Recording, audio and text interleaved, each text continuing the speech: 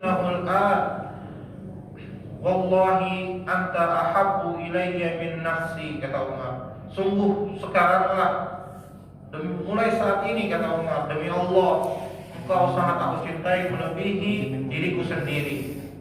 Faqala Nabi sallallahu alaihi wasallam, lalu Rasulullah SAW melanjutkan berkata pada Umar, al-ana ya Umar.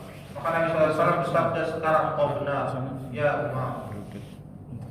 Maka berdasarkan hadis yang tadi dibacakan, maka mencintai Rasulullah SAW adalah wajib bagi setiap muslim dan harus didahulukan daripada kecintaan kepada segala sesuatu selain kecintaan kepada Allah, kecintaan dari seluruh makhluk, kecintaan dari istri kita, dari diri kita, dari anak-anak kita.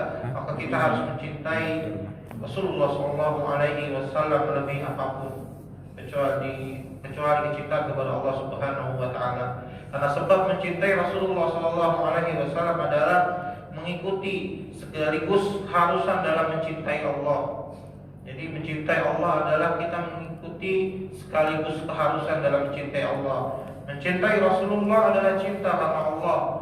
Ia bertambah dengan bertambahnya kecintaan kepada Allah dalam hati seorang mukmin, dan ia berkurang sesuai dengan berkurangnya kecintaan kita kepada Allah.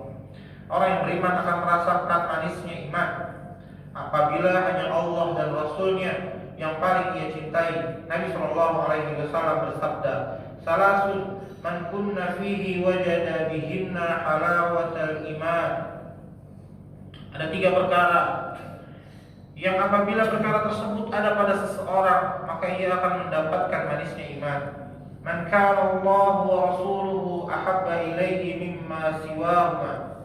Hendaklah hanya Allah dan Rasulnya lebih ia cintai selain keduanya. Wa an yuhibbal mar'a la yuhibbuhu illallah. Dan yang kedua, apabila ia mencintai seseorang, ia hanya mencintai karena Allah. Dan yang ketiga, ia tidak suka untuk kembali kepada kekufuran setelah Allah menyelamatkannya, sebagaimana ia tidak suka dimasukkan ke dalam api neraka. Maka dalam hadis ini mencintai Rasulullah SAW adalah sebuah keharusan. Di dalamnya ada penghormatan, di dalamnya ada ketundukan, kepatuhan, keteladanan kepada beliau Sallallahu Alaihi Wasallam, serta mendahulukan sabda beliau Sallallahu Alaihi Wasallam di atas segala ucapan makhluk, di atas segala pendapat makhluk, serta mengagungkan sunnah-sunnahnya. Al-Alamah Ibnu Qayyim rahimahullah berkata, setiap kecintaan dan pengagungan kepada manusia hanya dibolehkan dalam rangka mengikuti kecintaan dan pengagungan kepada Allah, seperti mencintai mengagungkan Rasulullah Sallallahu Alaihi Wasallam. Sesungguhnya, kata Al-Imam Ibnu Qayyim, ia adalah penyempurna kecintaan dan pengagungan kepada Rabb yang mengutusnya. Umatnya mencintai beliau Sallallahu Alaihi Wasallam karena Allah telah memuliakannya. Maka kecintaan kepada Nabi SAW adalah karena Allah, sebagai konsekuensi dalam mencintai Allah. Maka bahwa Allah Subhanahu wa Ta'ala meletakkan kewibawaan dan kecintaan kepada Nabi SAW, karena itu tidak ada seorang manusia pun yang lebih dicintai dan disegani dalam hati para sahabat radhiyallahu anhum ajma'in kecuali Rasulullah SAW. Maka kita senantiasa mencintai Nabi Muhammad SAW di atas segala makhluk.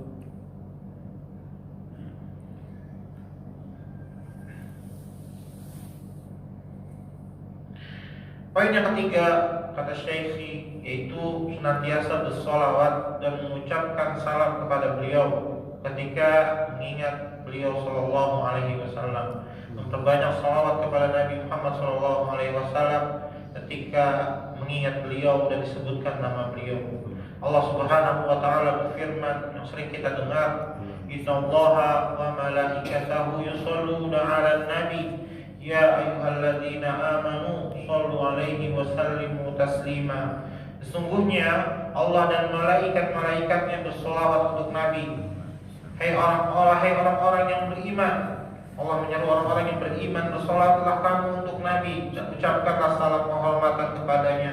Dalam surat Al-Ahzab ayat 56, Imam Ibnu Katsir rahimahullah berkata, maksud ayat ini adalah bahwa Allah Subhanahu wa Ta'ala mengabarkan kepada hamba-hambanya tentang kedudukan hamba dan nabinya yaitu Nabi Muhammad SAW di sisi Allah dan di langit, di mana malaikat-malaikat seluruhnya bersalawat untuk Nabi. Lalu Allah Subhanahu wa taala memerintahkan makhluk-makhluk yang ada di bumi untuk bersalawat dan salam untuknya, agar pujian tersebut berkumpul untuk Nabi Muhammad SAW dari seluruh alam, baik yang ada di atas maupun yang ada di bawah.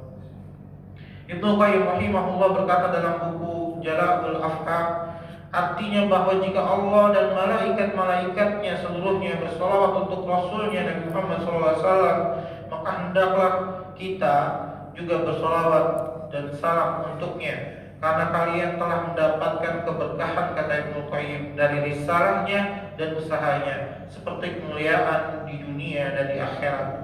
Maka banyak pendapat tentang pengertian salawat untuk Nabi SAW.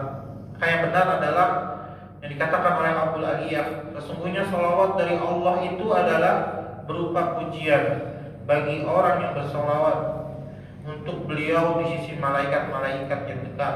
Imam Bukhari meriwayatkan dalam sahihnya dengan komentar yang kuat, dan ini adalah mengkhususkan dari rahmat Allah yang bersifat umum. Pendapat ini diperkuat oleh Syekh Muhammad bin Utsaimin rahimahullah, yaitu salam artinya, kata beliau, keselamatan dari segala kekurangan dan bahaya. Karena dengan menangkaikan salam itu dengan salawat, maka kita pun mendapatkan apa yang kita inginkan, kata beliau, dan terhapuslah apa yang kita takutkan. Jadi dengan salam maka apa yang kita takutkan menjadi hilang dan bersih dari kekurangan, dan dengan salawat maka apa yang kita inginkan menjadi terpenuhi dan lebih sempurna. Demikian kata Syekh Muhammad bin Shalih Al-Utsaimin rahimahullah taala. Maka di antara bentuk salawat yang diajarkan oleh Rasulullah SAW yang masyhur, yaitu salawat Ibrahimiyah, ya salawat dalam tasyahud dalam salat kita, Allahumma shalli ala Muhammad wa ala ali Muhammad.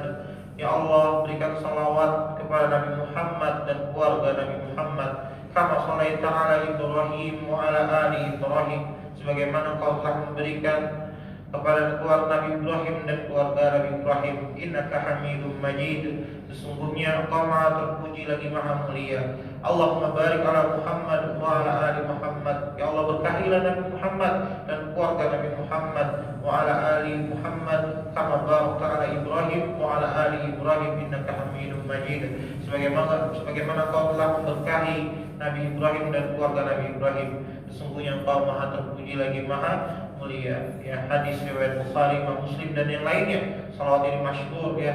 Bisa dilihat juga dalam sifat salat Nabi karya Al-Imam Al-Bani dan di Maktabah Al-Ma'rifah, ya, salawat yang diajarkan oleh Nabi Muhammad SAW.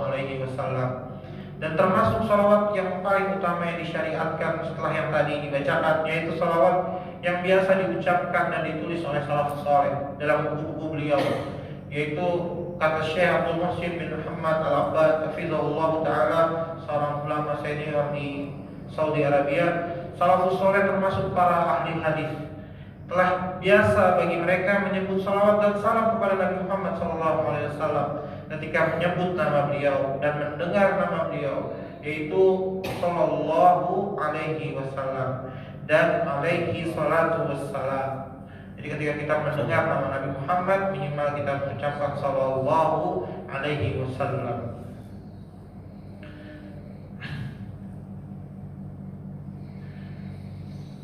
Waktu-waktu yang disunahkan, insyaallah, waktu-waktu yang disunahkan dan dianjurkan membaca sholawat dan salam untuk Nabi SAW, yaitu sebelum berdoa.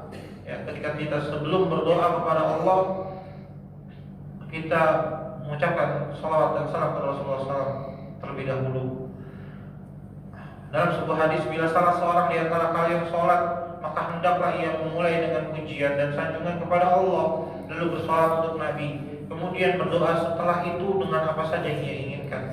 Minimal kita bismillahi wassalatu wassalamu ala rasulillah, dengan nama Allah, dan salawat serta salam untuk Nabi Muhammad SAW, baru kita berdoa meminta apa yang kita inginkan.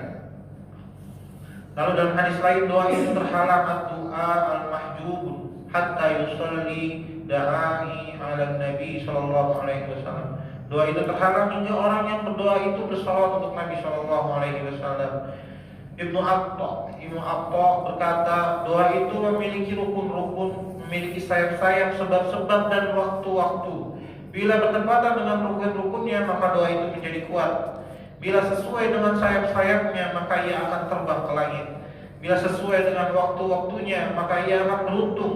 Dan bila bertepatan dengan sebab-sebabnya, maka ia akan berhasil doa itu. Adapun rukun-rukunnya, kata beliau, adalah menghadirkan hati, perasaan, tunduk, ketenangan, kekhusyuan, ketergantungan kepada Allah. Dan adapun sayap-sayapnya adalah ia jujur dengan doa tersebut. Dan waktu-waktunya adalah waktu di saat sahur, sepertiga malam yang akhir, dan waktu-waktu ijabah lainnya.